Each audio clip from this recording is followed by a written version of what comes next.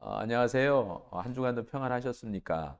지난주에는 이게 또 통신이 잘 안 돼서 한 20분간 이렇게 끊겼었다고 합니다. 그래서 죄송스럽게 생각하고 일단 그 영상은 다 올렸는데 여기 와이파이가 좀 안 좋았던 것 같아요. 그래서 와이파이를 다시 다 교체하고 그랬습니다. 그래서 오늘은 끊기지 않으리라 그렇게 생각하고요.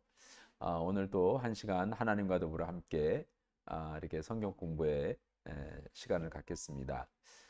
이제 지난 시간에 저희들이 신약과 구약의 중간사에 대한 이야기를 나눴습니다. 그 400년 동안 이스라엘 백성들이 메시아를 기다리면서 어, 이제 그들이 힘들고 어려웠던 그런 어떤 시기들을 소망 가운데 기다렸습니다. 메시아가 오면 자기들이 다시 자주 독립을 이루고 나라를 회복할 것이다라고 하는 기대를 가지고 하나님 앞에 간절한 마음을 올렸던 그런 시간이었습니다. 이제 그 시기를 지나니까 하나님이 정말 응답해 주셔서 메시아를 보내주셨습니다. 그 메시아가 바로 예수님입니다. 이 예수님이 이 땅에 오실 때 그 예수님이 메시아라고 하는 것을 믿는 사람들이 없었습니다. 이 세례 요한이 예수님이 오시는 그 길을 예비하기 위해서 먼저 6개월 전에 와서 어, 예수님이 세상 죄를 지고 가신 어린 양으로 이 땅에 오셨다라고 하는 것을 온 백성들에게 밝혔죠. 그런데도 불구하고 그 예수님을 믿는 사람들이 많지 않았습니다. 이제 그 예수님께서 친히 신약 시대를 열어가게 된 겁니다. 그래서 오늘은 그 신구약 중간 시대를 저희들이 이제 넘어서 파트 4 구가를 저희들이 보아나가면서 신약 성경으로 들어가겠습니다. 신약 성경을 이렇게 오늘 보면서 이제 구약 성경에서 성경 공부했던 내용들이 사실은 유사하게 비슷하게 신약 성경도 그렇게 이어져 갑니다. 어, 구약 성경 공부할 때 이제 저희들이 같이 공부했던 내용이 뭐냐면 성경에도 뼈대가 있다라고 하는 그런 말씀을 드렸습니다. 자, 뼈대가 있다라고 말씀을 드렸는데 그 뼈대가 뭐라고 이렇게 지금 말씀드렸었죠? 뼈대. 네. 이제 뼈대는 어, 구약 성경의 뼈대 세 가지 뼈대가 있었는데 역사서, 체험서, 예언서 이 세 그룹으로 형성돼 있다라고 말씀드렸어요. 사람도 다 뼈대 골격이 있는 건데 성경도 뼈대가 있다, 골격이 있다 그런 얘기죠. 그래서 세 골격으로 되어져 있다. 역사서, 체험서, 예언서. 구약 성경이 이렇듯이 신약 성경도 이 세 골격으로 이루어졌습니다. 그래서 역사서, 체험서, 예언서 이렇게 이루어졌습니다. 자, 오늘 이제 그것을 우리가 성경을 통해서 살펴보고 생각하도록 하겠습니다. 자, 먼저 영상을 한번 돌려보겠습니다. 자, 이제 구간은 신약 시대를 알아야 예수님의 은혜를 누린다라고 하는 제목으로 신약 성경의 12시대를 우리 공부해 나갈 겁니다. 지금 처음에 이 성경 파노라마를 저희들이 열어가면서 그때 말씀드렸던 게 뭐냐면 성경이 66권이지만 스토리로 하나님의 구속의 이야기로 이어져 갈 때는 66권이 다가 아니다라는 거죠. 역사서를 중심으로 해서 이어져 가고 있습니다. 그 역사서를 중심으로 해서 체험서와 예언서가 주어지는데 그때 그 시대마다 있었던 그런 선지자들의 이야기들 그런 것들이 그 시대의 예언서들로 이렇게 드러나게 된 거죠. 그러니까 이 성경에 나타나는 하나님의 구속의 이야기는 역사서를 중심으로 이어갑니다. 구약에서 신약으로 넘어오는 것도 역사서를 우리가 중심으로 이제 공부해 가면서 그 이스라엘의 역사 구약 성경도 12시대로 우리가 같이 소개해 드리면서 공부했습니다. 이제 신약 성경도 그 신약의 역사를 12시대로 우리가 나누어서 성경 공부를 하고 그리고 마무리를 짓습니다. 자, 먼저 구약과 신약이 다 세 골격으로 돼 있다라고 말씀드렸죠. 역사서, 체험서, 예언서. 이미 공부한 거니까 자세하게 다시 설명할 필요는 없을 것 같고요. 자, 역사서, 체험서, 예언서로 돼 있는데 구약에서 역사서는 창세기에서부터 에스더까지 17권의 역사서입니다. 이게 모세오경도 역사서 안에 포함이 돼요. 그래서 이스라엘이 어떻게 해서 태동이 됐는지, 그리고 이스라엘의 열왕 역사를 어떻게 이어서 지금 구약 성경의 마지막까지 왔는지라고 하는 내용들을 쭉 우리가 이제 봤습니다. 그리고 체험서는 5권이라고 그랬죠. 5권이 욥기, 시편, 잠언, 전도서, 아가서, 이 5권이 체험서라고 말씀드렸습니다. 나머지가 이제 예언서입니다. 예언서. 그래서 이사야라고 하는 그 선지자부터 시작해서 이사야서를 쓴 이사야 선지자. 그래서 이사야서부터 시작해가지고 쭉 이제 말라기까지 17권 이제 예언서들이 이제 쭉 이어져 가고 있습니다. 자, 그렇듯이 신약 성경도 역사서, 체험서, 예언서로 되어 있는데, 자, 신약 성경의 역사서는 5권입니다. 마태, 마가, 누가, 요한, 사도행전까지 해서 5권이에요. 그래서 이 마태, 마가, 누가라고 하는 것은 예수님에 대한 일생을 기록한 것이고, 예수님께서 이 땅에 오셔서 이루신 사역을 중심으로 해서 기록한 건데, 그것도 신약 성경의 이스라엘의 역사잖아요. 자, 역사고 오늘날 이제 예수님께서 하늘로 승천하시고 보내주신 성령을 통해서 이 땅에 교회가 태동이 됐습니다. 그래서 교회 시대가 계속 지금 현재까지 이어지고 있는 겁니다. 그 교회 시대가 계속 이어지면서 사도행전이 바로 그 이후 28장까지 돼 있는데 29장을 지금 저희들이 써 내려가고 있다. 이렇게 이해하시면 되겠습니다. 그래서 사도행전까지 저희들이 보면 5권의 역사서를 통해서 이스라엘의 구속 역사, 하나님의 구원 역사를 우리가 다 살펴볼 수가 있는 겁니다. 체험서는 21권입니다.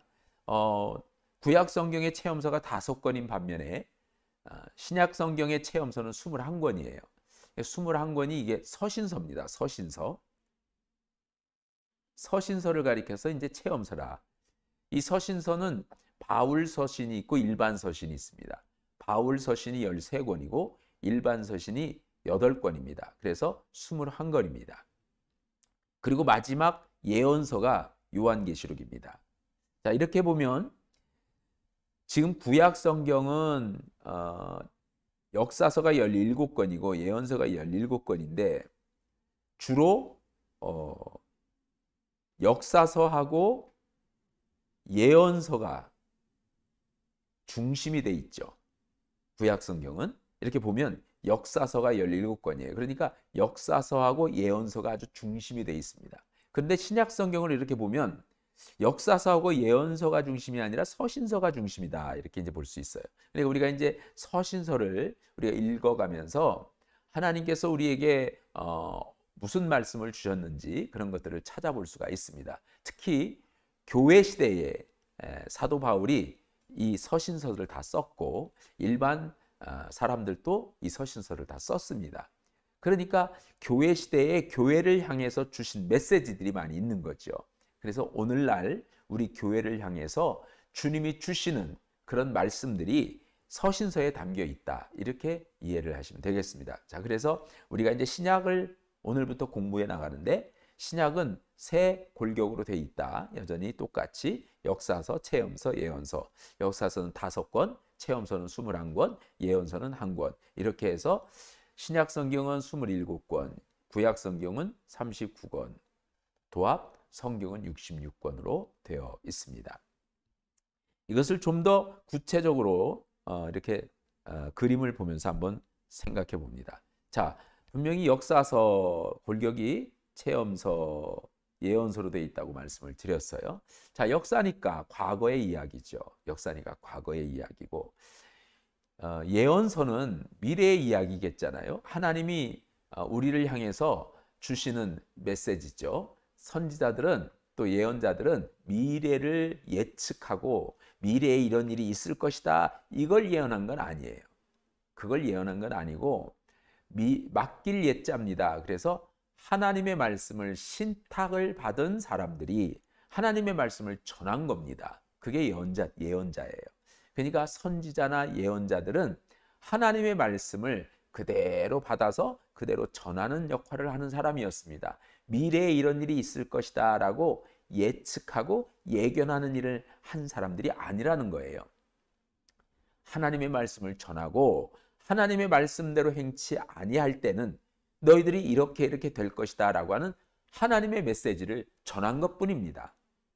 그게 이제 예언자들이고 그 예언자들이 문서로 이 예언을 남겼을 때 그때 그것을 문서 예언자라 그렇게 얘기합니다. 문서로 남기지 않은 예언자들도 참 많이 있었어요. 그러나 문서로 남긴 예언자들 오늘 성경을 통해서 우리가 지금 계속 그들을 기억하고 또 그들에 대해서 더 알아보고 그들이 한 말씀들을 계속 묵상할 수 있게 된 거죠. 자, 그래서 이 예언은 그래도 너희들이 이렇게 하면 하나님께서 이렇게 해주신다 라고 하는 예언적 성격을 가지고 있어요. 하나님의 말씀을 그대로 전하기는 하지만 너희들이 하나님의 말씀대로 행하면 너희들은 앞으로 이렇게 될 것이다. 그러나 그렇지 않으면 그렇게 될 것이다 라고 하는 앞으로 일어날 그 어떤 상황들을 그 말씀을 기준으로 해서 주님이 주신 말씀을 그대로 전하면서 주님께서 하신 말씀이 미래에 일어날 일들, 앞으로 너희들이 이렇게 되어질 일들에 대해서 얘기했기 때문에 미래에 대한 이야기를 기록했다라고 우리가 볼 수 있습니다.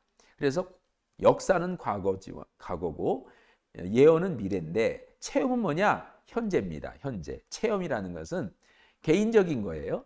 자, 역사도 민족들에게 준 거고요. 그리고 예언도 자기 민족, 자기 백성들에게 준 거란 말이죠. 근데 체험은 각자 개인적인 건데 이 하나님의 말씀을 내가 가지고 살아가고 믿음으로 살아갈 때 그 믿음으로 살아간 사람들이 체험했던 하나님의 놀라우신 은혜, 하나님께서 나를 통해서 이루신 놀라운 하나님의 사건들, 이런 것들을 기록해 놓은 것이 서신서라 이렇게 이제 보면 되겠습니다. 그래서 사도 바울을 통해서 하나님께서 이루신 일들, 그리고 각자 신약 성도들, 신약교회의 성도들이 하나님의 어떤 뜻대로 말씀대로 주님이 주신 그런 예언대로 살았더니 이러이러한 삶의 모습들이 드러났다라고 하는 개인적인 체험을 간증하면서 쓴 거예요. 그래서 이렇게 우리가 살아가야 된다라고 하는 그런 현재의 일들을 기록하고 있는 것이다. 이렇게 보면 되겠습니다. 그래서 역사는 과거, 체험은 현재, 예언은 미래 이렇게 이해를 하시고요. 자, 역사서는 말씀드렸던 것처럼 마태, 마가, 누가, 요한이라고 하는 네 권의 복음서와 교회, 사도행전 포함해서 5권입니다. 자, 마태, 마가, 누가, 요한은 그리스도의 역사를 기록하고 있습니다. 예수 그리스도의 역사, 그리고 사도행전은 교회의 역사를 기록하고 있습니다. 교회의 역사. 이게 이제 우리 성경 공부하시는 분들은 그래도 이런 정도는 조금 이제 알아야, 이거 정말 수박 거달기식으로라도 공부하는 정도거든요, 이게. 그렇지만 이렇게라도 공부를 해야 성경이 어떤 구조로 되어 있고 어떤 내용을 담고 있구나라고 하는 것을 우리가 알 수 있고, 성경을 읽을 때도 이렇게 성경의 어떤 골격과 구조가 이렇게 되어 있기 때문에 우리가 읽어가면서도 충분히 더 빠른 이해가 될 수 있다는 거죠. 그래서 성경 공부를 하는 겁니다. 그러니까 우리 평택 남산교회 교우들이 좀 더 적극적으로 믿음 생활을 한다면 이런 성경 공부를 계속 해야 됩니다. 하신 분들도 또 자꾸 해야 돼요. 왜냐하면 개인이 혼자서 또 다시 책을 보지는 않습니다. 보게 안 되고요. 그리고 자꾸 또 잃어버립니다. 그래서 시간이 되신다면 할 때마다 또 들으시고 또 참여해서 같이 성경 공부를 하다 보면 나도 모르게 쌓이는 게 있습니다. 그 하나님의 신앙에 그런 어떤 연조가 깊어지면서 주님께서 나를 통해서 이루어 가시는 놀라운 하나님의 은혜를 체험하게 됩니다. 그것이 이제 간증이 되는 거죠. 그래서 내 개인적인 이야기들을 간증하면서 정말 하나 또 다른 성경의 이야기를 이어갈 정도로 그런 하나님의 드라마틱한 놀라운 하나님의 역사들을 우리가 경험하게 되리라 생각합니다. 자, 여기 체험서는 21권의 서신서라고 그랬어요. 로마서부터 시작해가지고 여기 쭉 글이 너무 이제 작아서 화면에 이게 잘 비칠지는 모르겠는데 로마서부터 시작해서 유다서까지 이게 21권입니다. 21권. 자, 그런데 여기 중간에 이렇게 좀 약간 간격이 좀 띄어 있죠. 여기 간격이 이렇게 띄어 있는데 요 위에 있는 서신서하고 밑에 있는 서신서를 구분하기 위해서 간격을 좀 띈 거예요. 자, 로마서에서 빌레몬서까지 13권이 바울이 쓴 서신이에요. 그래서 바울 서신이다. 이렇게 이제 봅니다. 그리고 밑에 히브리서에서 유다서까지 8권인데요. 이게 이제 일반 서신이에요. 이것은 바울 서신입니다. 13권은 바울 서신이고 8권은 일반 서신. 8권 일반 서신이라고 한 것은요. 쓴 사람들이 각각 다 다양해요. 다양한데 바울 서신을 제외한 나머지 서신을 그냥 일반 서신이라고 그렇게 칭을 한 겁니다. 그리고 바울이 다 쓴 것은 13권 다 바울 서신. 그래 그거 바울 서신과 일반 서신을 구분하기 위해서 이 사이 간격을 띈 것이다. 이렇게 이해하시면 되겠습니다. 자, 이제 바울 서신이 13권을 이렇게 썼는데 여기서 보면 이 지금 서신서의 제목들이 수신자의 그 이름을 썼어요. 그러니까 로마에 있는 성도들에게 보낸 거면 로마서, 고린도에 있는 성도들에게 보낸 거면 고린도서 이렇게 쓴 거란 말이에요. 에베소 교회에다가 보내는 서신이었으면 에베소서예요. 빌립보서에 보내는 서신은 빌립보서. 그래서 수신자, 받는 사람이 어떤 사람이냐, 그 받는 사람, 그 대상의 그런 어떤 이름을 기록하고 있다. 대상자들을 이렇게 특징지어서 이름을 쓰고 있다. 그런 얘기죠. 그게 바울 서신의 특징입니다. 그런데 일반 서신은 쓴 사람이 기준이에요. 쓴 사람. 저자의 이름을 거기다 기록해서 서신의 이름을 붙였다는 거죠. 예를 들어서 야고보서는 야고보가 쓴 서신이라는 거예요. 그리고 베드로 전서는 베드로가 쓴 서신이라는 거예요. 요한 1, 2, 3서 같은 경우는 요한이 쓴 서신이란 말이에요. 그러니까 이렇게 일반 서신은 쓴 저자가, 쓴 사람이 그 사람의 이름으로 불려지는 서신이고, 바울 서신은 바울의 이름으로 불려지는 게 아니라 수신자의 이름으로 이렇게 제목을 붙여서 우리에게 지금 전해주고 있다. 이렇게 이해를 하시면 되겠습니다. 그리고 이제 나머지 예언서가 요한계시록인데요. 자, 이제 이 좀 빨간 그 줄을 좀 지워버리면요. 자, 예언서가 이제 요한계시록입니다. 요한계시록. 자, 이 요한계시록은 구약 성경의 예언서하고는 조금 더 다릅니다. 뭐냐면 묵시적인 성격이 있습니다. 그래서 이 요한계시록을 묵시록이라고 합니다. 이 묵시적인 성격이라고 하는 것은 미래에 이런 일들이 일어난다라고 하는 그런 내용을 품고 있습니다. 그러니까 지금 당시에 소아시아 7교회에 대해서 성령이 하시는 말씀들인데 그 소아시아 7교회는 뭘 상징하는 거 아니? 오늘날 모든 이 세상에 있는 교회들을 상징하는 거예요. 그러니까 소아시아의 7교회들에게 보내는 이 서신, 즉 메시지란 말이에요. 성령께서 소아시아 7교회에 이게 주시는 말씀들. 자, 그런 소아시아 7교회에 주시는 말씀들은 곧 오늘날 이 땅에 있는 모든 교회에 주시는 말씀들이라는 거예요. 그래서 이 소아시아 7교회의 개교회마다의 특성이 있는데 오늘날 모든 이 땅에 있는 교회들도 이 7가지의 특성 안에 다 포함이 됩니다. 그런 교회들에게 주시는 하나님의 경고의 말씀들. 그리고 이제 이 세상을 하나님께서 심판하시는 내용이 나와요. 그래서 이제 천사가 막 대접을 가지고 와서 7대접이 쏟아지면서 하나님의 놀라운 재앙이 이 땅에 이루어지는 것들. 그런 것들은 오늘날 이 세상을 살아가는 사람들에게 마지막 주님이 이 세상을 멸망할 때, 이 세상이 멸망될 때, 주님이 이 세상을 심판하실 때 이런 심판들이 주어질 것이다 라고 하는 것을 이렇게 미래에 일어날 일들에 대한 얘기긴 얘기인데 상당히 묵시적인 거예요. 다른 것을 비유해 가지고 기록된 것. 그래서 그것을 이해하지 못하면 그 내용을 우리가 알아들 수 없는. 그러니까 당시에 이제 로마의 압제 아래에 있었기 때문에 로마라고 하는 이름을 직접 써서 말하기가 어렵잖아요. 당시 기독교인들을 핍박하고 박해했던 황제들, 로마의 황제들이 있잖아요. 이 로마의 황제들에 대해서 이런 로마의 황제들은 사탄과 같다, 마귀와 같다. 우리도 지금 그러잖아요. 우리의 영적 싸움은 악한 영과의 싸움이란 말이에요. 그러니까 지금 누군가가 분노를 가지고 나에게 화를 내고 나를 모함하고 나를 박해하고 그럴 때 그때 그 사람이 문제가 아니라 악한 영이 그 사람을 통해서 나를 지금 공격한다. 우리 그렇게 얘기를 하잖아요.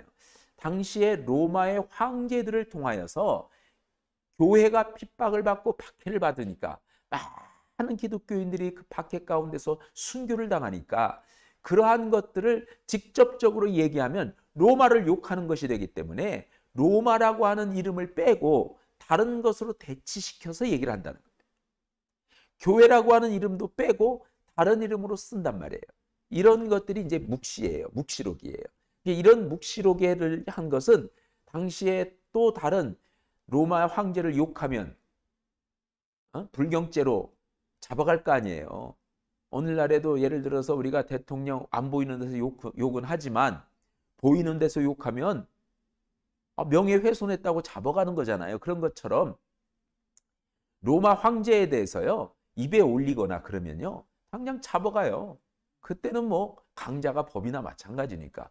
그러니까 로마 황제를 직접 이름을 거론하면서 이야기할 수 없으니까 다른 이름으로 바꾸어서 얘기를 해요.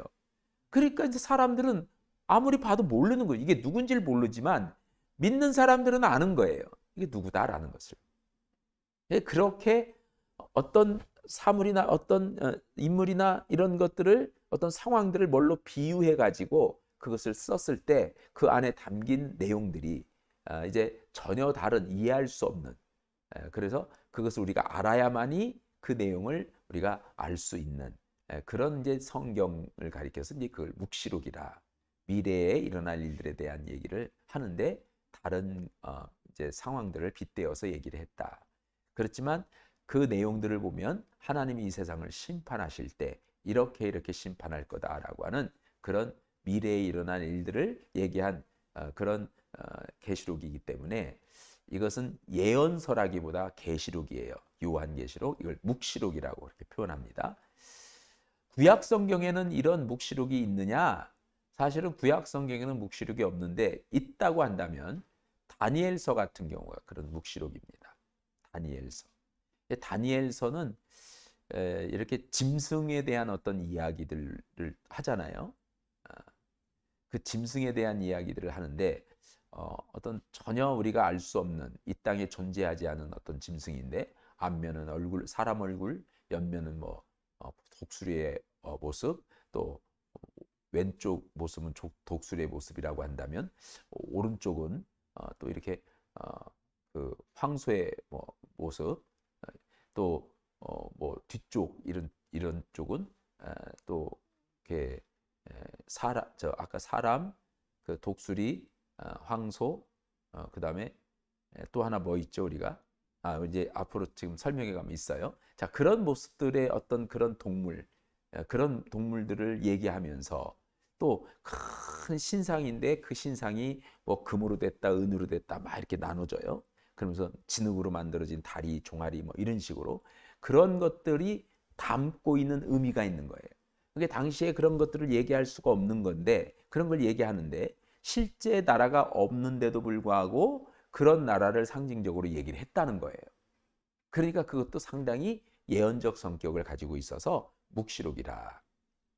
구약의 묵시록은 다니엘이라고 한다면 신약의 묵시록은 요한계시록이다. 이렇게 이제 이해를 하시면 될 것 같습니다. 자, 이제 이 성경 27권을요. 외워야 되겠죠. 당연히 외워야 합니다. 다음 주까지는 다 외워오셔야 되고요. 구약 성경 39권 다 외우셨잖아요. 잃어버려서 그렇지 그때 외웠잖아요. 그렇죠? 예. 지금 다 잊어버려서 그렇지 그때 다 외웠어요. 근데 이제 안 잊어버리기 위해서는 계속 반복해야 됩니다. 그래야 이제 자기 것이 되고 계속 반복하다 보면 이제는 안 해도 머리에 남아 있어요. 그래서 안 잃어버립니다. 이게 저도 이제 한 번 외운 것은 안 잃어버리잖아요. 저 같은 경우는 이제 앞자만 따서 외웠기 때문에 그래서 요것도 마마 누요 사로 고고 가래 빌골 데데디디 디빌히야 베베요요 요요 이런 식으로 이제 저는 그렇게 이제 앞자만 따서 이제 외웠어요. 근데 이제 어떤 분은 노래로 이제 외우잖아요. 그래서 저 구약 성경 때 우리가 노래도 같이 부르고 그랬지 않습니까? 신약 성경이 이제 27권이니까요. 구약 성경 39권보다는 작습니다. 이제 그래도 조금 수월하지 않을까 싶은데 중요한 것은 이렇게 구분을 져서 세 골격으로 되어 있다. 구분을 져 가지고 외우면 좋아요. 그래서 이게 역사서 5권 뭐죠? 5권 역사서 복음서하고 사도행전이니까 마태, 마가, 누가, 요한, 사도행전 이게 이제 역사서 이렇게 이제 외우면 금방 외우고 또 안 잃어버린다. 요 5권의 역사서 서신서가 이제 27권 신약은 서신서가 중심이라고 그랬어요. 서신서 구약은 역사서하고 예언서가 중심이라면 신약은 서신서가 중심이다. 서신서가 27권인데 이 27권 한꺼번에 외우면 어렵잖아요. 그러니까 바울 서신 그리고 일반 서신을 나눠 가지고 바울 서신 13권을 이제 저희들이 외워 나가는 겁니다. 그래서 바울 서신은 말씀드렸던 것처럼 뭐라고 그랬죠? 수신자들의 이름을 썼다는 거예요. 그리고 일반 서신은 저자의 이름을 쓴 거예요. 야고보면 야고보서, 뭐 베드로는 베드로서 이렇게. 근데 바울 서신은 받는 사람들 어떤 대상이냐에 따라서 그 서신의 이름이 달라졌다. 그래서 이제 13권의 바울 서신에 보면 로마서, 고린도 전후서, 갈라디아서, 에베소서, 빌립보서, 골로새서, 데살로니가 전후서, 디도서, 디모데 전서, 후서, 디도서, 빌레몬서 이렇게 13권이. 이것을 우리가 좀 이제 외우셔야 돼요. 로, 고, 고, 가레, 빌골, 데데, 디디, 빌 이렇게 이제 저 같은 경우는 웬다 이거죠. 자, 그다음에 이제 일반 서신은 히브리서, 야고보서, 베드로 전후서, 요한 1, 2, 3서, 유다서.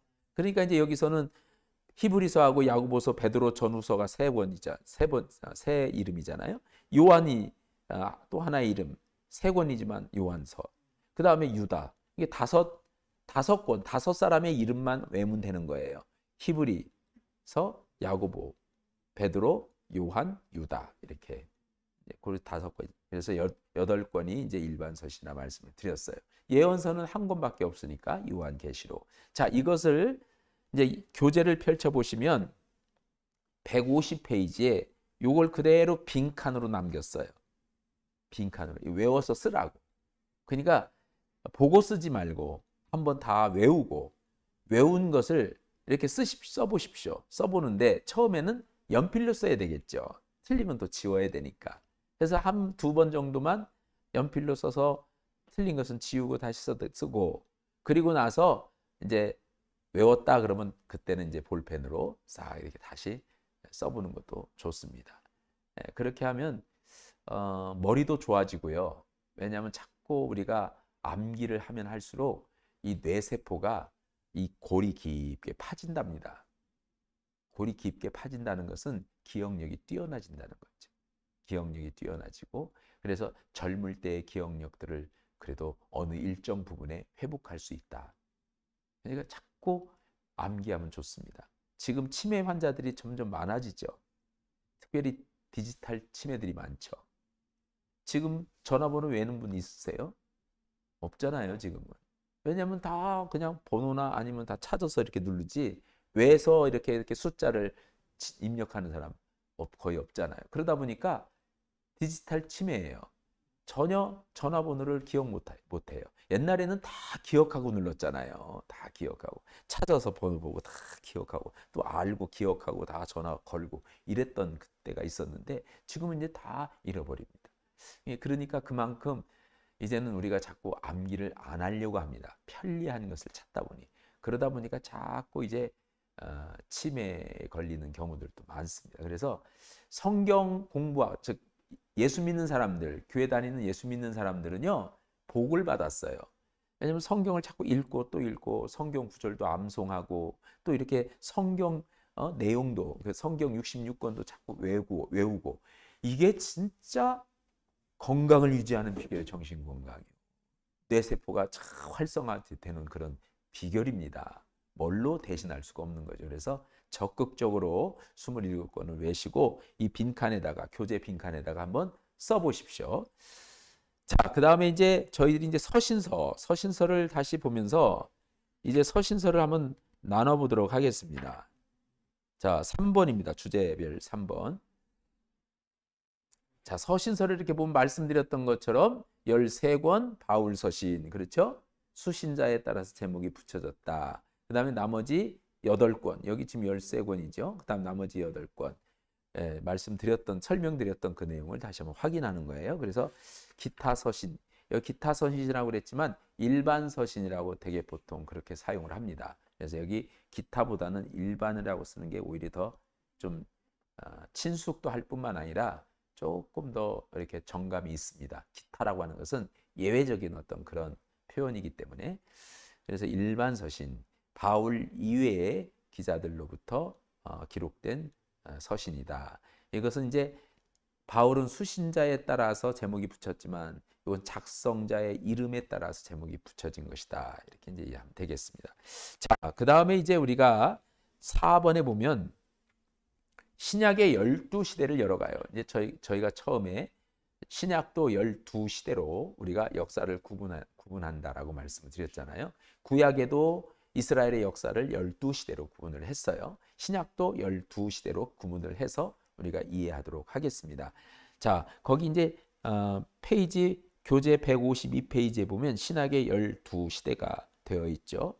12시대로 우리가 나누어서 신약의 모든 책들이 12시대 안에 다 포함된다라고 하는 것을 우리가 이해를 하고, 이게 구약 성경을 우리가 배웠기 때문에 구약의 어떤 그 성경의 구조를 그림을 통해서 우리가 확인했잖아요. 그 표를 통해서 확인했기 때문에 신약도 그렇게 이제 우리가 설명해 나가니까 더 자세하게 설명할 필요가 없이 그냥 보시기만 하면 될 것 같습니다. 일단은 구약 성경의 복음서, 네 복음서가 네 시대예요. 네 복음서가. 그래서 마태 시대, 마가 시대, 누가 시대, 요한 시대 이렇게 이제 이해를 하시면 되겠습니다. 이것은 이제 시대별로 구분하기 위해서 그렇게 짠 거예요. 왜냐하면 구약과 신약을 똑같이 비교하면서 공부하라는 의미에서 한 거니까. 자, 그래서 우리가 이제 보면 그 다음이 뭐냐면 신약의 12시대에서 첫째, 넷째 시대, 넷째 시대, 4대 시대를 말합니다. 마태복음과 누가복음, 요한복음, 이렇게 마가복음이 사복음입니다. 사복음. 여기 사복음서예요. 자, 사복음서인데 이 사복음서가 원래 이 세 복음서 마태, 마가, 누가복음을 공관복음서라고 해요. 공관복음서. 공관이라는 것은요, 한 가지 공자에다가 볼 관자예요. 그러니까 보는 관점이 같다 그런 얘기예요. 마태, 마가, 누가는 보는 관점이 같습니다. 예수님의 전기적인 성격을 가지고 있습니다. 자, 보는 관점이 같은데 다만 우리 그림을 그릴 때 이런 거 있잖아요. 예를 들어서 제가 이제 그림 그릴 때 모델이에요. 모델인데 화가들이 그림 그리는 습작생들이 제 주위에 이렇게 둘렀어요. 그래서 왼쪽에 앉아 있고 또 저쪽 측면에 사이에 그 가운데 말고 왼쪽과 그 사이에 앉아 있고 가운데 앉아 있고 이쪽 오른쪽도 마찬가지예요. 자, 여러 사람이 모델비를 아끼기 위해서 한 모델만 세워서 그림을 그리면서 연습을 한단 말이에요. 그러면 제 주위로 이렇게 둘러 앉았을 때 그때 저를 모델 삼아서 그림을 그리면 여러분이 앉아있는 오른쪽 편에 앉아있는 사람은 제 왼쪽의 모습을 그릴 거단 말이죠. 앞에 있는 사람은 제 정면의 모습을 그릴 거고 이 오른쪽, 여러분의 왼쪽에 있는 사람은 제 우측에 있는 모습을 그릴 거라 이거죠. 그러니까 예수 그리스도는 한 분이신데 그 예수 그리스도를 보는 시각이 좀 다른 거예요. 어느 편에서 바라보느냐에 따라서 그림의 모양이 다를 수 있다라는 거예요. 그래서 마태, 마가, 누가라고 하는 누가복음은 뭐냐면 그 공간복음이니까 한 관점에서 보는 건데, 요한복음은 전혀 이 내용하고 다른 내용들로 서술돼 있어요. 그래서 제4복음서, 그냥 아예 사복음서라고 불러요. 그래서 이 네 개의 복음서, 사복음서, 그냥 네 번째 복음서란 얘기예요. 그러니까 이 네 개의 복음서는요, 예수님을 모델 삼아서 예수님을 보는 시각에 따라서 그림을 조금 모양이 다르게 그린 거라 이거죠. 그래서 우리가 예수님의 입체적인 모습을 더 정확하게 알려면 이 네 복음서가 조합이 되면 예수님의 입체적인 그런 모습을 알 수 있잖아요. 그래서 이 예수님은요, 이 땅에 마태는 어떤 관점에서 봤냐면 이 땅에 왕으로 오신 예수님을 봤어요. 이 땅에. 왜 왕으로 오셨냐? 그래서 제일 앞에 제일 먼저 나온 거예요. 뭐냐면 쓰여진 것은 마가복음이 제일 먼저 쓰여졌어요. 마가복음이 제일 먼저 쓰여졌지만 마태복음, 대개 보통 성경은 이렇게 연도별로 이렇게 좀 기록을 했거든요. 그래서 신약 성경도 다 연도별로 이렇게 기록을 했어요. 그 시대의 그 시기별로 해서. 그런데 마태는 마가보다 나중 쓰여진 건데도 먼저 쓰여진 이유는 뭐냐면 예수님을 그릴 때 왕으로 이 땅에 오신 예수님, 즉 이스라엘 백성들이 400년 동안 메시아를 기다렸단 말이에요. 이 메시아는 만왕의 왕이신 그 하나님이 메시아를 통해서 자신들을 통치하고 다스려줄 메시아로 생각한 거예요. 왕으로 생각한 거예요. 그러니까 자신들을 통치하고 다스려줄 그 메시아가 오면 로마라고 하는 이 나라를 완전히 멸망시키고, 그리고 자주 독립을 이루어서 오히려 자신들이 세계의 중심이 되게 할 거다. 그러니까 이스라엘 백성들에게 하나님이 왕을 세워서 다윗을 왕으로 세워가지고 통일 왕국을 이루고 나라를 부강하게 하고 주변 모든 나라들의 중심이 되게 했던 것처럼 메시아가 오면 분명히 그렇게 이스라엘을 회복시켜 줄 거다. 이렇게 왕으로 오실 걸, 메시아가 왕 되신 메시아로 그렇게 그들은 기대했던 것처럼 마태라고 하는 사람은 예수님을 왕으로 오신 메시아로 그렇게 기록을 한 거예요. 그러니까 왕으로 오신 메시아 예수님, 왕으로 오신 예수님을 기록한 것이 마태예요. 근데 마가는 뭐냐면, 그래서 이제 마태는 왕으로 오시니까 왕권, 예수님의 어떤 그런 권세, 권위, 그런 것들을 좀 더 부각을 시켰어요. 근데 마가복음은 뭐냐면요, 종으로 왔어요. 종으로 와서 이 마가복음에는 내가 너희들의 발을 씻긴 것처럼 너희들도 서로 그렇게 섬겨라. 인자는 섬김을 받으러 온 게 아니라 섬기러 왔다. 그러면서 예수님의 종된 모습을 더 부각을 시켰어요. 하나님의 종으로 이 땅에 오셔서 섬기기 위해서, 너희들을 사랑하기 위해서 오신 예수님. 그래서 너희들을 위해서 희생했다. 그래서 이 마가복음은요, 예수님의 순환사를 중심으로 기록한 거예요. 순환사. 우리를 위해서 자신을 희생시키신, 우리를 섬기기 위해서 오신 종된 메시아, 그 종으로서의 모습을 그린 거란 말이에요. 그러게 이게 이제 특징이죠. 그다음에 이제 누가는 인간 예수님을 중심으로 그렸어요.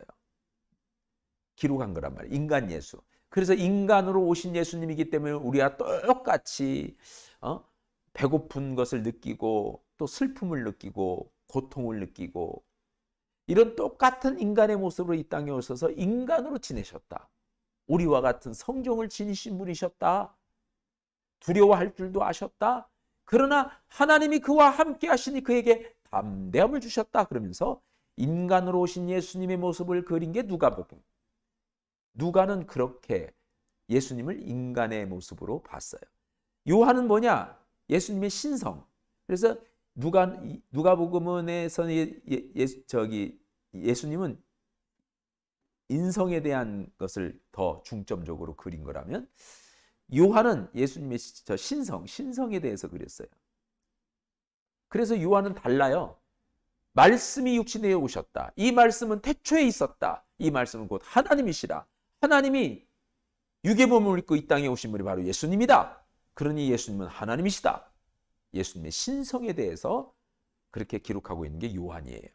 그래서 다 복음서가 예수님에 대한 이야기를 계속 반복적으로 똑같이 그린 것처럼 보이지만 저자에 따라서 예수님이 보이는, 즉 예수님을 보는 관점이 다 다르기 때문에 이게 66권 안에, 즉 신약성경 27권 안에 4개의 복음서나 들어와 있는 거라 이거죠. 그러니까 우리가 이제 성경을 읽을 때도 이런 생각을 가지고 성경을 읽어가시면 좀 더 하나님의 이해도가 더 깊어질 거고 새롭게 주님을 만나게 될 겁니다. 그래서 이 사복음서를 합쳐야 예수님의 입체적인 그런 진짜 모습을 우리가 이해할 수 있습니다. 예수님은, 어서 오십시오. 예수님은 왕으로 오셨어요.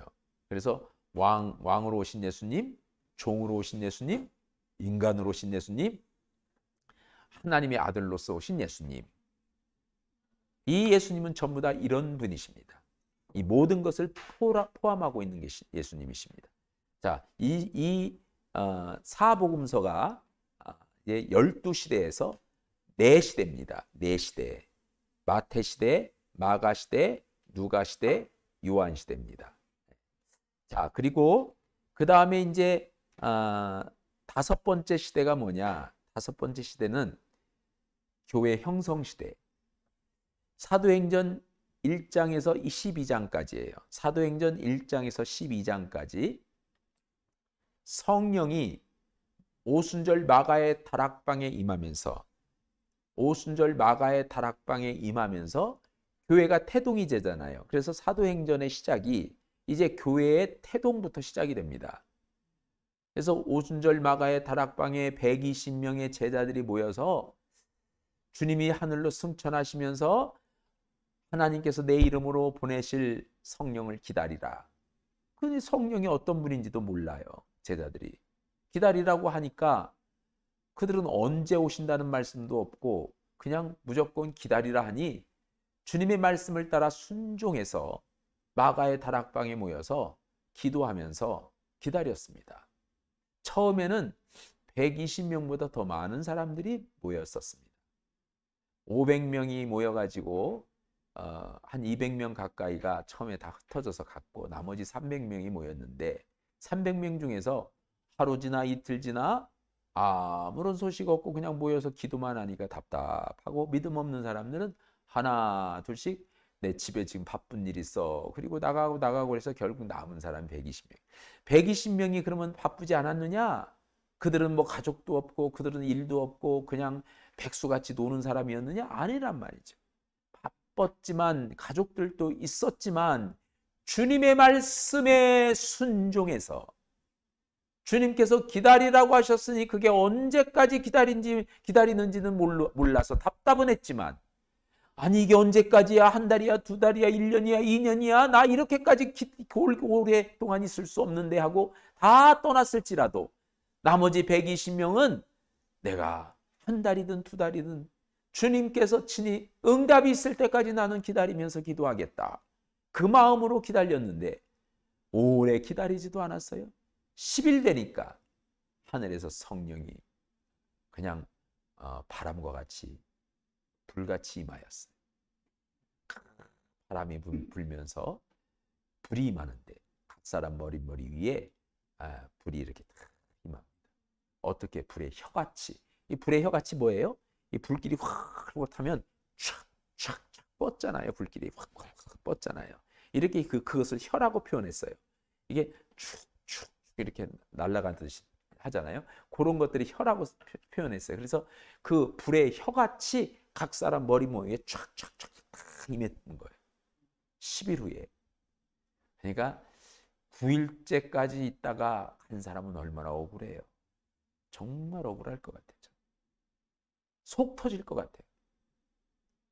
너무 그냥 속 터져가지고 화병으로 죽을 것 같아요. 얼마나 그러고 하루만 더 있었을 걸. 그래서요 하나님의 은혜는 아구까지 차야 은혜가 있습니다. 그래서 우리 믿음 생활할 때 우리 사랑하는 성도 여러분, 또 영상으로 이렇게 같이 참여하시는 분들도 믿음 생활할 때요, 누구나 다 바빠요. 그렇지만 그게 우선이 아니라 하나님이 우선이다. 주님의 말씀에 내가 끝까지 순종하며 그 말씀 붙들고 내가 살겠다. 이런 각오만 있다면 놀라운 하나님의 은혜, 하나님의 표적과 하나님의 기적을 체험하게 되는 것입니다. 자, 그래서 성령이 마가의 다락방에서 기도하던 120명의 제자들에게 임하면서 그 모임이 아예 교회가 돼버린 거예요. 그냥 모여서 기도했는데, 그래서 기도 모임이었어요. 기도 모임이었는데 성령이 임하면서 그게 바로 교회가 됐어요. 그게 예루살렘 교회입니다. 그래서 예루살렘 교회가 어디냐면 마가의 다락방이에요. 예루살렘 교회가. 이 마가의 다락방이 교회가 돼서 그때부터 이제 주일이면 모여서 예배를 드리기 시작. 그래서 최초의 교회의 시작과 태동이 예루살렘 교회예요. 초대교회다 그렇게 말하는 거죠.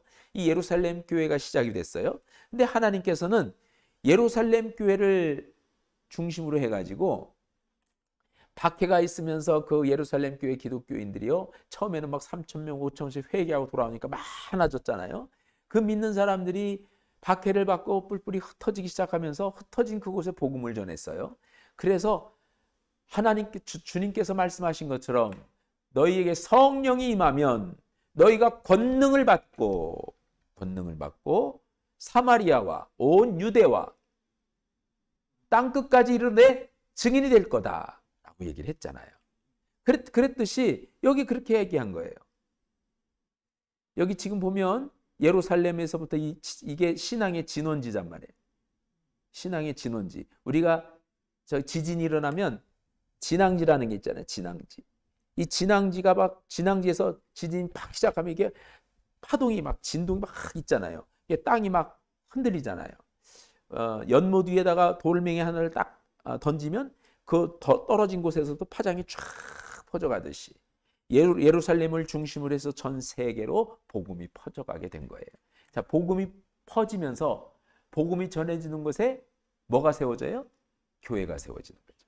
그러니까 지금도 선교사를 위해서 저희들이 항상 기도할 때 하나님, 이 선교사들이 가는 곳마다 영적 지경이 넓혀지게 하시고 주님이 택한 종들을 통해서 그곳에 주님의 몸된 교회가 세워지게 해주십시오.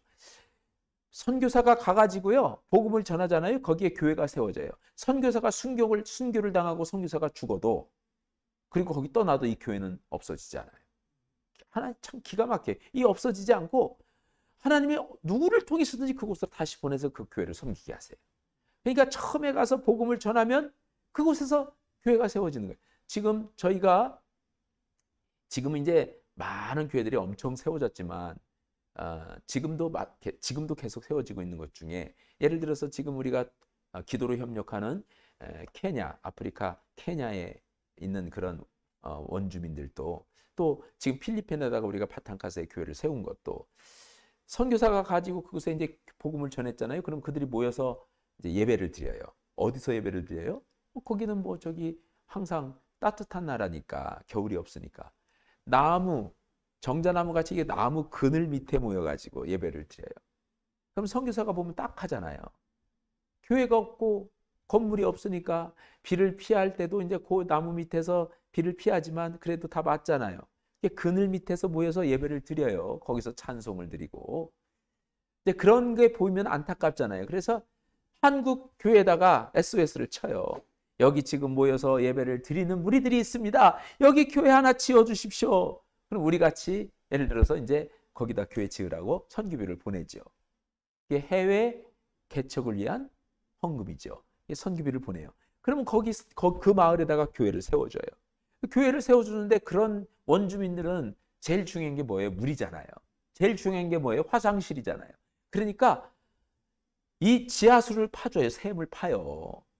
야, 그러면 얼마나 좋아하는지. 원주민들이 그냥 교회로 막 달려들어요. 그 물 때문에라도 교회로 와요. 그리고 화장실이 없잖아요. 그 화장실 하나 지어주면 얼마나 정말 참 좋아하는지 몰라요. 그래서 어느 교회는 선교팀이 딱 꾸려지면 이미 세워진 교회들 화장실 지어주러 다니는 선교팀이 있어요. 화장실을 지어주는 선교팀, 또 어떤 팀은 가서 우물을 파주는 선교팀. 참 다양하죠. 참 우리는 그런 것들을 우리도 잘 해야 될 텐데 우리는 모르고 그냥 내 신앙 지키기 위해서 살아가지만, 그 많은 사람들이 뜨거운 하나님의 은혜를 체험하고 이렇게 선교를 위해서, 하나님의 복음을 위해서 나가서 그렇게 열심히 이렇게 지금 의사생활 하다가도요, 나가가지고 의료 선교를 이제 하시는 분들이 있어요. 그러면 뭐 학회 이렇게 일주일 동안 갔다 오면서 일주일 비잖아요. 그런 것처럼 학회를 자기는 포기하거나 자기 이 휴가를 포기하든지 해서 그 기간 동안에 선교 활동을 떠나는 그런 의사들도 많아요. 지금 TV에서 나오는 그런 사람은 다 그렇게 해서 떠나는 사람들이잖아요. 그렇게 가가지고 거기서 의료 활동을 무료로 해주고. 근데 그렇게 보람이 있다는 거예요. 그리고 여기 와서 자기가 의사생활을 해도 그것을 또 계획하면서 하니까 자기가 이 일을 하는 거에 대해서 정말 자부심을 갖고, 그런 삶이 얼마나 행복하고 보람 있고 엔돌핀은 넘치는 삶이었겠어요. 우리도 뭔가 자기가 할 수 있는 일 달란트대로 찾아서 정말 주님을 기쁘시게 하는 삶을 살아간다면 하나님의 영광이 되리라고 믿습니다. 결국 그렇게 해서 이 예루살렘 교회를 중심으로 해가지고 이 진원지, 이 진원지를 중심으로 해가지고 다 전 세계에 이 교회가 퍼져나간 거예요. 이렇게 다 퍼져나갔어요. 이게 바로 교회의 형성 시대. 그래서 이제 5시대가 뭐냐면 교회가 형성된 내용, 1장에서부터 12장. 그래서 여기 유대와 사마리아와 저 안디옥에 이르기까지, 저 위에 저 위쪽에 안디옥에 이르기까지 그렇게 해서 교회가 널리 퍼진 것. 그 지금 이게 팔레스틴 지역에만 교회가 퍼진 내용들을 이렇게 이제 그린 거고, 그 위에 안디옥에서부터 최초의 이방인의 교회 중에 하나가 안디옥입니다. 최초의 이방인 교회죠. 안디옥 교회를 중심으로 전 세계의 복음이 다 전해지죠. 자, 이렇게 해서 5번째 시대가 뭐냐면 교회 형성 시대입니다. 자, 그러면요.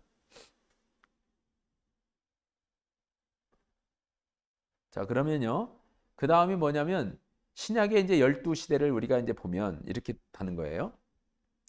첫째 시대, 첫 번째. 그 다음에 마태 시대, 마가 시대, 누가 시대, 요한 시대. 그리고 사도행전 1장에서 2장, 12장까지가 교회 형성 시대. 이제 6장부터는요. 여섯 번째 시대부터는, 6시대부터는 사도행전 13장에서 15장까지 바울의 1차 전도 여행 시대. 그 다음에 사도행전 16장에서 18장까지 바울의 2차 전도 여행 시대. 8번째 시대는 19장에서 21장까지 사도행전 19장에서 21장까지 바울의 3차 전도 여행 시대. 그리고 사도행전 22장에서부터 끝장 28장까지가 4차 전도 여행 시대예요.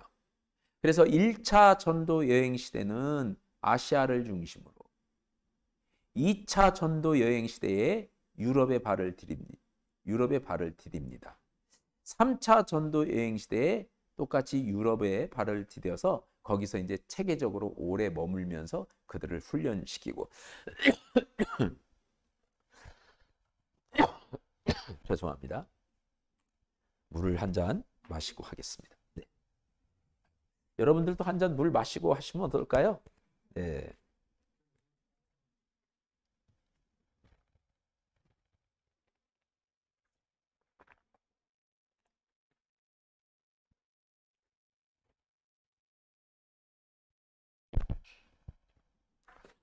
자, 여기 이제 3차 전도 여행 시대에 이것은 이제 좀 더 체계적으로 에베소라든지 고린도라든지 이런 곳에 가가지고 오래 체류하면서 거기서 이제 복음을 전했어요.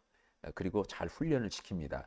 그리고 이제 3차 전도 여행이 끝나고 4차 전도 여행은 뭐냐면 바울이 죄수의 몸으로 로마에 끌려가서 감옥에 갇혔는데도 거기서 복음을 전해서 로마의 복음이 확 퍼지게 됐어요. 그게 이제 4차 전도여행. 전도여행은 아니에요. 포로로 끌려가서 죄수의 몸으로 감옥에 갇혔는데 감옥으로 찾아온 사람들이 수없이 많고 그 사도 바울을 통해서 로마의 복음이 멀리 퍼져서 기독교인이 많아진 거죠. 자, 이제 바울의 5차 전도 여행은요, 성경에 없습니다. 왜냐하면 사도행전 28장까지로 끝나니까. 이게 바울의 5차 전도 여행은 뭐냐면 사도 바울이 이제 그 감옥 생활 2년을 마치고 추록하게 됩니다. 왜 그러냐면 그 당시 때 법이 이제 고소를 한 고소인이 출두를 하지 않으면 18개월 동안 감금했다가 고소인이 나타나지 않으면 풀어주게 돼 있었어요. 그 유대 장로들, 유대 바리새인들 장로들이 아니 그 로마까지 가서 그 고소인으로 가가지고 거기서 그들을 해서 거기에서 증인으로 참석하고 또 그런 어떤 내용들을 송사의 문제를 제기할 수가 없었어요. 왜냐하면 자기들이 사도 바울이 잘못한 건 사실 없거든요. 그러니까 그걸 알거든요. 그냥 죽이려고 했죠, 사실은. 죽이려고 한 것이지 사도 바울이 어떤 잘못을 해서 그런 게 아니에요. 그러니까 갈 사람이 없었어요. 그래서 안 가니까 18개월이 되니까 그냥 자동 추록하게 된 거예요. 감옥에서 나와가지고 뭘 했냐? 아유, 이제는 내가 감옥 생활했으니까 몸도 지치고 마음도 지쳤고 이제 좀 쉬어야지. 이렇게 생각할 법한데 사도 바울은 그렇지 않았습니다. 거기서 다시 전도 여행을 떠나요. 그때 간 전도 여행이 스바냐까지, 저 스페인까지 간 거예요. 스페인까지. 그래서 정말 사도 바울의 이 선교 열정은요, 지금까지도 그를 따라갈 사람이 없을 정도. 그리고 하나님이 로마를 넘어서서 거의 땅 끝까지 복음이 전해질 정도로 스바냐까지, 스페인까지 가서 복음을 전하게 하십니다. 그리고 이제 다른 어떤 그런 지역들을 돌아다니면서 그렇게 복음을 전하고 그리고 다시 로마의 감옥에 갇히게 됩니다. 그리고 거기서 순교를 당해요. 이게 5차 전도 여행입니다. 자, 사도 바울이 이제 순교를 당하고 후기 사도 시대가 있어요. 후기 사도 시대는 뭐냐면 사도는 사도인데 늦게까지 순교당하지 않고 살아 있었던 사람이 있습니다. 누구예요? 요한 사도. 요한 사도는 거의 90 넘어 거의 100세 가까이 살았어요. 90이 넘어서 살았어요. 그 90이 넘어서 살면서 요한 사도가 마지막까지 그 모든 걸 지켜봤으니까 어떻게 보면 이 요한이라고 하는 사람은요, 차라리 순교당한 자기 형제들이 더 부러울 수도 있으리라 나는 그렇게 생각해요. 얼마나 그것을 지켜보면서 얼마나 가슴 아팠겠어요. 수많은 사도들이 다 순교를 당하고 죽어가고 그리고 사도 바울이 전도를 하고 그 교회가 형성돼가는 과정 속에서 갖은 핍박과 박해를 당하는 그런 모습. 본인도 물론 박해를 당했죠. 그래서 결국 반모섬으로 유배까지 된 것이 요한입니다. 그 반모섬에 유배되어서 거기서 이제 마지막 최후를 맞게 되는데 거기서 하나님께서 환상을 보여주세요. 예배를 드리는데 주일날 예배를 드리 하늘문이 열리면서 하늘나라를 봅니다. 그때 하늘나라에서 일어나는 일들과 앞으로 이런 일들이 있을 거다라고 하는 것을 거기서 봐요. 그걸 글로 남기게 요한계시록이에요. 요한. 결국 그 요한계시록을 쓰고 요한은 결국 거기서 이제 죽습니다. 이게 이제 후기 사도 시대예요. 요한까지. 그 다음에 마지막 12시대, 12번째 시대가 역사의 종말. 이제 우리가 지금 살아가고 있는 거예요. 우리가 지금 현재 살아가고 있는 이 시대, 종말의 시대죠. 역사의 종말을 말하고 있다. 자, 그래서 12시대를 우리가 좀 이렇게 이해를 했습니다. 여러분 교재를 보시면 자세히 지금 기록되어 있어요. 읽어보지 않아서 그렇지 자세히 이렇게 기록되어 있습니다. 자, 그 다음에 이제 보시면 지금 이게 다 뭐 8째 시대, 9째 시대, 10째 시대, 11째 시대, 12째 시대, 그 다음에 12째 시대까지 이렇게 이제 기록이 돼 있죠. 자, 그 다음에 이 서신서들의 위치인데요. 서신서들의 위치. 일단은 먼저 여러분이 가지고 있는 그런 교재에 보면 서신서들의 위치에서 먼저 사도행전을 기록한 사도행전에 국한돼서 먼저 설명을 지금 드리고 있습니다. 자, 사도행전에 국한된 건데요. 한번 이제 그림을 보시죠. 도표를 보십시오. 자, 사도행전입니다. 사도행전 1장에서부터 사도행전은 이렇게 이제 다 쓰지 말고 자, 사도행전은 몇 장까지 돼 있죠? 1장에서 28장까지 돼 있어요. 자, 28장까지 돼 있는데 지금 사도행전 이제 1장부터 12장까지가 다섯 번째 시대잖아요. 제5시대. 다섯 번째 시대의 교회 형성 시대라고 말씀드렸어요. 자, 바울의 1차 전도 여행기 지금 이제 사도행전 여기 보면 사도행전 1장에서부터 12장까지가 교회 형성 시대.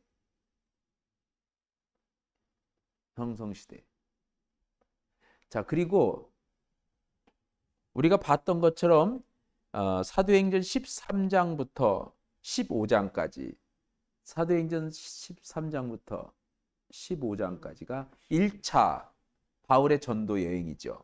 자, 1차 전도 여행이 밑에 있네요. 사도행전 13장 15장까지 1차 전도 여행. 1차 전도 여행 때 쓴 서신이 갈라디아서, 야고보서라고 봅니다. 그러니까 이 연도는요 정확하지는 않아요. 왜냐하면 학자들이 이렇게 봤을 때 정확한 연도들 다 기록한 것도 있지만 갈라디아서 같은 경우에는 3차 전도 여행 중에 썼다 이렇게 주장하는 학자도 있고, 그리고 2차 전도 여행 때 썼다 이렇게 주장하는 학자들도 있어요. 근데 지금 이게 이 저자가 이 글을 쓴 저자 이 목사님이 우리가 공부하기 쉽게 이걸 나열하려고 지금 이렇게 한 거예요. 그러니까 그걸 이해하시고, 자, 갈라디아서는 바울이 쓴 서신이잖아요. 갈라디아서는 바울이 쓴 서신으로 제일 먼저 쓰여진 거다 이렇게 이제 이 저자는 그렇게 보고 있는 거예요. 그리고 이 야고보서는 바울 서신이 아닙니다. 일반 서신이에요. 일반 서신인데 야고보도 이때 이 서신을 썼을 거다 이렇게 이제 본 거예요. 그래서 1차 전도 여행 시기에 서신이 두 권이 있다. 갈라디아서, 야고보서. 2차 전도 여행은 사도행전 16장에서 18장까지 내용인데 요 2차 전도 여행 때 쓴 서신이 데살로니가 전서, 후서다. 두 권의 서신을 썼다는 거예요. 사도 바울이. 자, 사도 바울 서신으로 본다면 1차 전도 여행 때는 한 권을 썼어요. 그리고 2차 전도 여행 때는 몇 권 썼어요? 두 권을 썼어요. 자, 3차 전도 여행은 사도행전 19장에서 21장까지인데 이 3차 전도 여행 때 고린도전서, 고린도후서, 로마서를 썼어요. 이건 우리가 잘 알고 있는 거죠. 고린도전서, 고린도후서, 로마서. 이것을 이제 그 3차 전도 여행 때 썼습니다. 이게 로마서 같은 경우도 고린도에 있을 때 쓴 거란 말이죠.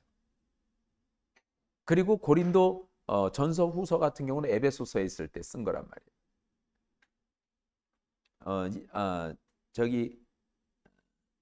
에베소에 있을 때 고린도 전서, 후서. 그 에베소 후서 같은 경우는 마게도냐에서 쓴 거고요. 그러니까 이제 그 시대 3차 전도 여행 시대 때 쓴 거예요. 아마 로마서도 에베소에서 썼는가 보다. 그래서 3차 전도 여행 때 사도 바울이 3권의 서신을 썼어요.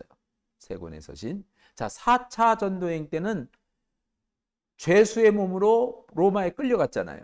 로마에 끌려가서 거기에서 옥중에서 쓴 서신이 4권의 옥중 서신이에요. 에베소서, 골로새서, 빌레몬서, 빌립보서. 4권의 옥중 서신입니다. 자, 5차 전도 여행 때 5차 전도 여행은 이미 이제 사도행전 28장까지가 다 끝나고 바울의 5차 전도 여행은 성경에 나오지도 않는 5차 전도 여행. 그 전도 여행 때 5차 전도 여행 때 쓴 게 바로 뭐냐면 디모데 전서, 후서, 디도서. 이 5차 전도 여행 때 썼다는 건 이제 뭐냐면 이거예요. 바울이 감옥에서 이제 추록해서 자유의 몸이 돼서 5차 전도 여행을 떠났다가 다시 로마 감옥에 갇히게 됩니다. 로마 감옥에 갇혔을 때에 마지막으로 유언처럼 쓴 게 디모데 전서, 후서, 디도서입니다. 세 권의 바울 서신과 그 다음에 일반 서신 2권, 베드로 전서 후서, 요때 써졌을 것이다. 이렇게 보는 거예요. 자, 이해 가시죠? 네. 그 다음에 이제 후기 사도 요한이 요한 1, 2, 3서를 썼어요. 요한이. 그리고 유다서하고 히브리서도 이때 쓰여졌을 것이다. 일반 서신 5권이 기록되어 있습니다. 이제 나머지 역사의 종결로 요한계시록을 듭니다. 그래서 이제 12시대까지 우리가 이제 이해를 이렇게 도왔어요. 자, 이것을 우리가 전체적으로 종합해서 이렇게 보면 이렇게 됩니다. 마태, 마가, 누가, 요한 제 4복음서는 4시대, 넷째 번째 시대까지 진행이 되는 거죠. 요는 그리스도의 역사입니다. 예수 그리스도의 역사. 그렇죠? 그다음에 교회 형성 시대, 사도행전 1장에서 12장. 그다음에 1차 전도 여행, 2차, 3차, 4차에 그때 쓴 서신들. 지금 우리가 서신서 신약 성경에 21권이라고 그랬잖아요. 21권의 서신서가 거의 신약 성경에서는 중심이라고 말씀드렸어요. 그래서 2차 전도행 때는 데살로니가 전서 후서, 3차는 고린도 전서 후서 로마서, 4차는 옥중서신, 5차는 다시 추록했다가 다시 감옥에 갇혔을 때에 그때 자기 영적인 아들 디모데와 디도에게 보낸 바울의 유언서 같은 서신과 일반 서신 베드로 전서 후서, 그 다음에 후기 사도 요한이 1, 2, 3서를 썼고, 그 다음에 일반 서신 유다 히브리서, 그리고 끝에 역사의 종결 12시대에 요한계시록을 썼다. 이게 이제 신약 성경 전체의 개괄이에요.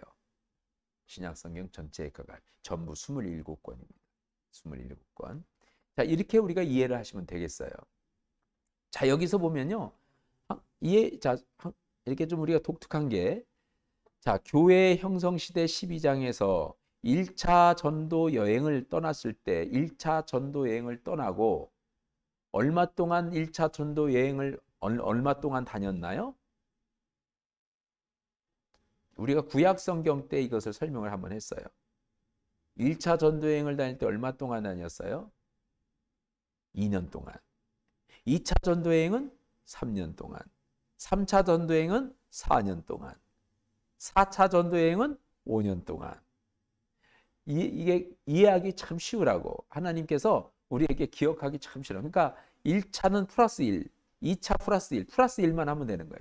그러니까 1차 전도여행을 2년 동안 다녀왔다. 2차 전도여행은 3년 걸렸다. 3차 전도여행은 4년 걸렸다. 왜 그럴 수밖에 없잖아요. 3차 같은 경우는 에베소에서 2년 반이나 있었으니까. 오랫동안 있어요. 4차는 5년 있었다. 5년이라는 것은 뭐예요? 사도 바울이 루바의 감옥에 갇혀서 벌써 2년, 그 다음에 스페인까지 돌아다니면서 선교 활동을 하다가 옥에 다시 갇혔잖아요. 그 옥에서 죽을 때까지 해서 5년이 걸렸다. 그리고 이제 5차 전도 여행, 4차 전도 여행을 이제 그렇게 해서 이제 마치고 5차 전도 여행이 6년이 걸린 거죠.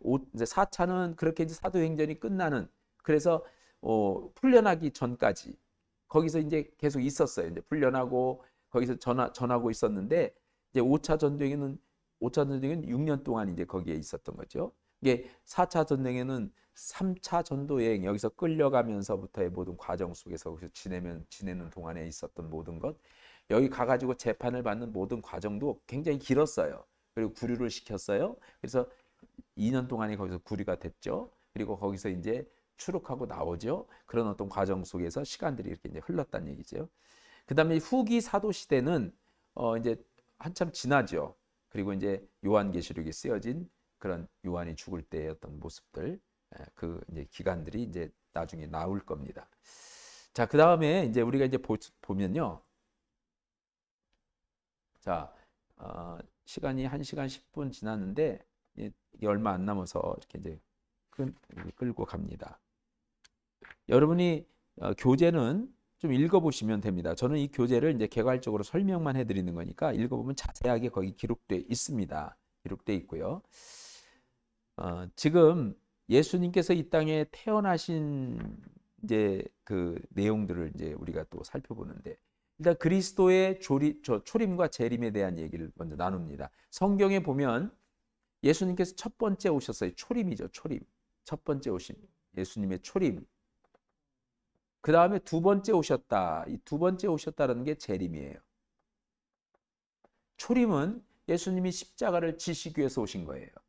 인류를 구원하시기 위해서 오신 거예요. 그래서 주님이 오신 그 사역, 목적을 다 이루셨어요. 주님은 십자가에 달려 돌아가시고 인류의 모든 죄를 짊어지고 우리 대신 십자가에서 죽으시고, 그래서 너희가 이제는 다시는 죽지 않고 살게 되었다라고 하는 것을 부활로 증명해 주셨어요. 그래서 부활이, 예수님의 부활이 우리의 부활의 첫 열매예요. 부활로 증명해 주셨다. 그러니까 그리스도의 십자가의 죽으심이 우리를 살렸다라고 하는 것을 역사적으로 증명해 준 거예요. 이해 가시죠? 이걸 꼭 이해하십시오. 수십 년 다녀도 이것이 그냥 머리에 그냥 듣기만 했지 깨닫지 못하는 사람들이 참 많아요. 예수님께서 이 땅에 오셔서 십자가에 달려 돌아가신 것이 우리를 위해서 돌아가셨다. 그래서 우리가 다시 살게 됐다. 죽지 않고 다시 살게 됐다. 예수님 때문에 다시 살게 됐다라고 하는 것을 그냥 우리는 얘기하니까 그냥 믿었어요. 근데 그것을 역사적으로 하나님이 증명하셨어요.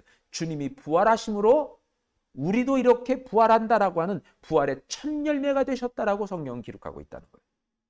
그래서 주님의 부활과 함께 우리도 다시 살게 됐다라는 거예요.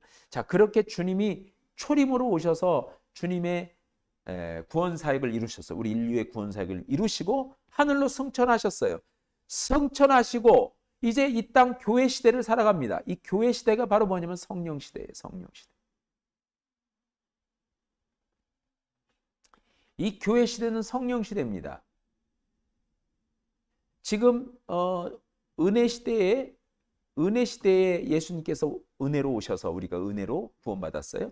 성령이 이제 그때 오시면서 성령 시대를 우리가 살아가는 거예요. 성령 시대를 살다가 나중에 주님이 재림하셔요. 재림하실 때는 이게 심판주로 오시는 거예요. 심판주. 심판주로 오셔서 이 세상을 심판하십니다. 그래서 첫 번째 초림으로 오신 예수님은 구유에 누이심으로, 즉 구유에서 나셨고, 두 번째 오실 때는 산 위에서 내려오신다. 저 산 위에서 내려온다는 것은 하늘로 올라가신 그대로 너희가 예수님이 오시는 것을 보리라, 그런 얘기.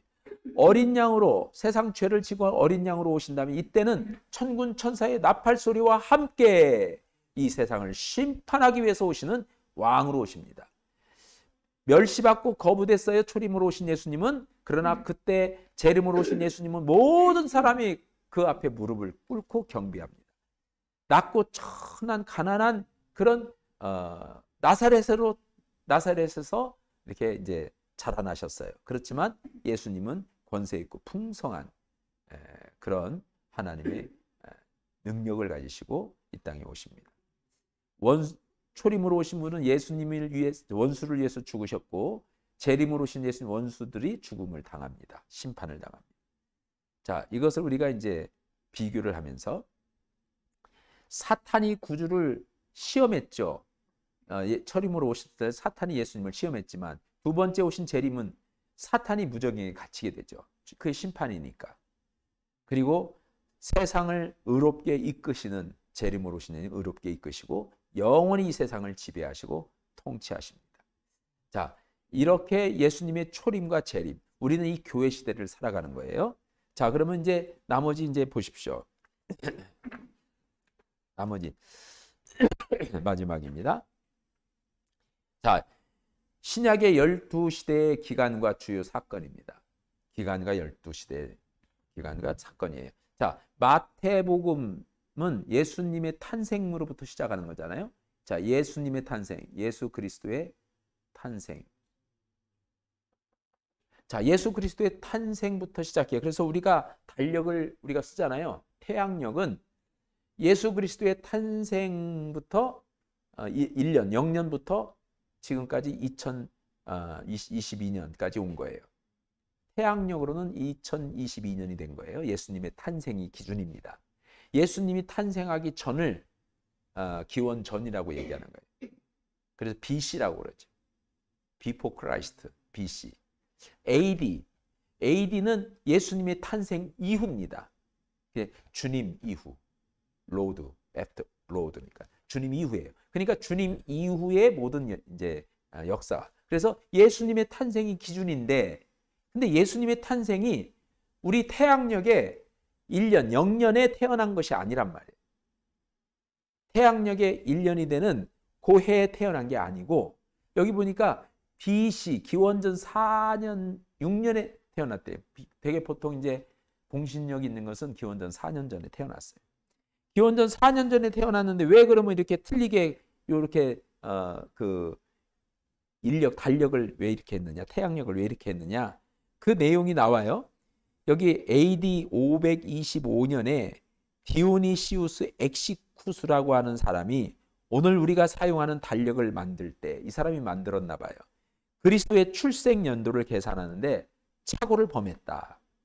여러분 157페이지 교재, 157페이지 교재에 있어요. 157페이지 교재 보면 거기 보면 위에서 네 번째 줄 157페이지 왼쪽 줄에 위에서 네 번째 줄 있죠.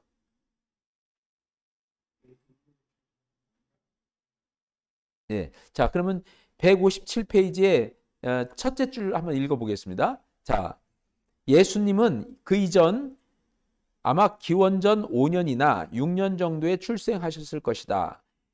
예수님이 AD 1년에 출생하신 게 아니라는 말인가? 그렇다. 그리스도의 출생 연도가 이렇게 된 까닭은 AD 525년에 디오니시우스 엑시쿠스라고 하는 사람이 오늘 우리가 사용하는 달력을 만들 때 그리스도의 출생 연도를 계산하는데 착오를 범했기 때문이다. 이거 지금은 수정할 수가 없잖아요. 이거 수정하면 이제는 우리가 4년이 이게 틀려지게 되니까. 그래서 그렇게 된 거다. 그러나 실제 주님은 기원전 4년에 태어났다. 이렇게 이제 얘기를 합니다. 자, 기원전 4년에 태어났고 예수님의 공생애가 시작된 것은 그리스도의 공생애 사역의 시작이 AD 29년이에요. 이게 주님께서 공생애를 시작한 게 언제예요? 30년이잖아요. 30세. 30세인데 주님이 십자가를 지신 게 3년 동안, 3년 반 동안 공생애를 시작하셨어요. 3년 반 동안. 그게 3년 반 동안 공생애를 시작하고 돌아가셨단 말이에요. 그러니까 이제 AD 29년 이 지금 저자는 AD 29년에 공생애를 시작했다고 보는 거예요. 그리고 돌아가신 것이 32년에 돌아가셨다. 그 옆에 십자가의 죽음과 부활 승천 32년. 그래서 32년에 죽으시고 부활하셨다 이렇게 본 겁니다. 그러나 사실은 33살이 되시는데 이때는 33살이 아니라 34살, 37살 정도 되신다는 거예요. 예수님의 나이가. 이런 걸 자꾸 이렇게 혼란스러우니까 그냥 이제 우리가 공부할 때 지금 얘기하는 거예요. 우리는 그렇게 중요한 게 아닙니다. 몇 년 전에 태어났던 예수님이 태어난 걸 기준으로 우리는 지금 달력을 사용하고 있다는 것과 그리고 예수님이 30살, 30세에 공생애를 시작하시고 33살에 돌아가십니다. 그리고 부활하세요. 이게 3년 반 동안, 특히 공생애를 3년 동안 우리는 이제 사셨다. 이렇게 이제 이해를 그냥 하면 됩니다. 자, 그렇게 하고 요때부터 이제 오순절 마가의 다락에 성령이 임하면서 교회 형성 시대가 시작이 됐다라는 거예요.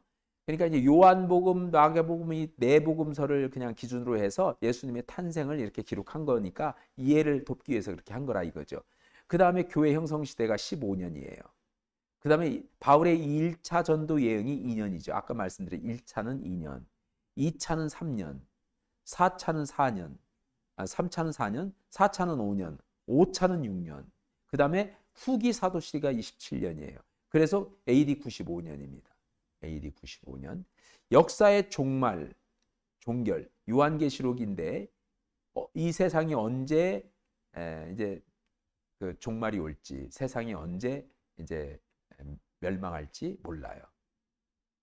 이 세상의 종말은 퀘스천 마크죠. 여기 물음표. 언제인지는 모른다. 이렇게 이제 기록하고 있습니다. 여러분, 우리가 성경을 볼 때 그냥 아무런 그런 이 성경의 구조를 전혀 모르고 읽으면 이게 뭔 내용인지 그때그때 그냥 한 구절에 그냥 국한됩니다. 그러나 이 성경은 하나님의 구속의 역사가 흘러가고 있습니다. 하나님의 구속의 역사를 계속 기록하고 있는 거예요. 창세기에서부터 요한계시록까지 계속 이 역사는 계속 이어가고 있습니다. 이것을 우리가 알고 성경을 읽으면 정말 흥분을 감추지 못하고 하나님의 이 드라마틱한 이 사건, 그리고 현재 우리가 어디에 있는지 우리는 분명히 알 수 있습니다. 우리는 사도행전 28장 이후 시대에 지금 살아가고 있습니다. 이 시대를 가리켜 우리는 성령의 시대라 말합니다. 성령이 우리와 세상 끝날까지 함께 하셔서 하나님의 놀라운 구원 사역을 지금도 이루어가고 계십니다.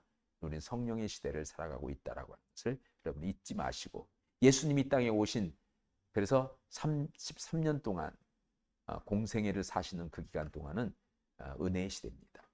주님이 하나님의 은혜로 이 땅에 오셔서 우리를 위해서 십자가에 달려 돌아가시고 우리를 구원하시고 새 생명을 얻게 하시고, 성령의 시대에 우리와 함께 계셔서 우리를 통해서 하나님의 놀라운 구원사역을 이뤄가고 계신다라고 하는 것을 잊지 마시기를 바랍니다. 오늘 여기까지 9장에 대한 내용을 살펴봤습니다. 이상으로 마치겠습니다. 자, 수고하셨습니다. 박수 한번 치시죠. 네. 우리 영상으로 참여하신 분들도 오늘 저희 교재 9장을 같이 우리가 나누었습니다. 구가를 나누었는데, 이 구가의 내용이 신약 성경의 전체 골격 구조를 우리가 설명한 거니까 이 구조를 잘 이해하시고 성경을 봐나가면 더 큰 하나님의 은혜가 있으리라 믿습니다. 다음 주에 또 뵙겠습니다. 수고하셨습니다. 네.